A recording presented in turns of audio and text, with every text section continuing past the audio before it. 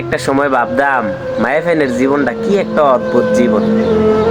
কোন একটা গ্রামে বড় হয়, কোন একটা গ্রামে জন্ম হয়, যেই গ্রামে জন্ম হয় একটা নির্দিষ্ট সময় গেলে এই গ্রামে আর থাকতে পারে না। একটা নতুন গ্রামে যাইয়া নতুন একটা সংসারে গিয়া আবার পরিবার গোছানো লাগে।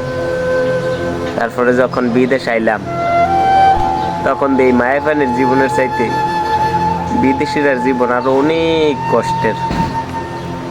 যে মেয়েরা তো একটা সংসার চাইলে আরেকটা সংসারে গিয়ে একটা পরিবারের সাথে বন্ধনে আবদ্ধ হয়, একটা পরিবার পায়।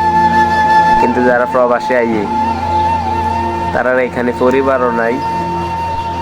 আর মেয়েরা তো বিয়ের 3 দিন পরে আবার বাপের বাড়িতে যাইতে পারে, এবং মাসে মাসে 2 মাস 3 মাস যখন একটু ভালো না লাগে মন চাইলে একটু বাড়িতে গিয়ে ঘুরে আইতে পারে। কিন্তু জানেন, আমরা প্রবাসীরা এটাও পারি না। মন চাইলেই আমরা বাড়িতে যাইতে পারি না। খাটের মধ্যে শুইয়া বালিশটারে জ্বরে ধইরা কান্না করতে পারি, কিন্তু মন চাইলেও আমরা বাড়িতে যাইতে পারি না।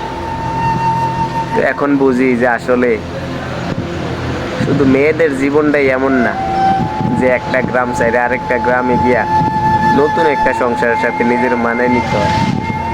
তার চাইতে আরো 1000 গুণ অনেক কষ্টের জীবন ছেলে মানুষ হইয়া জন্মগ্রহণ করেও যারা প্রবাসে আসা লাগে।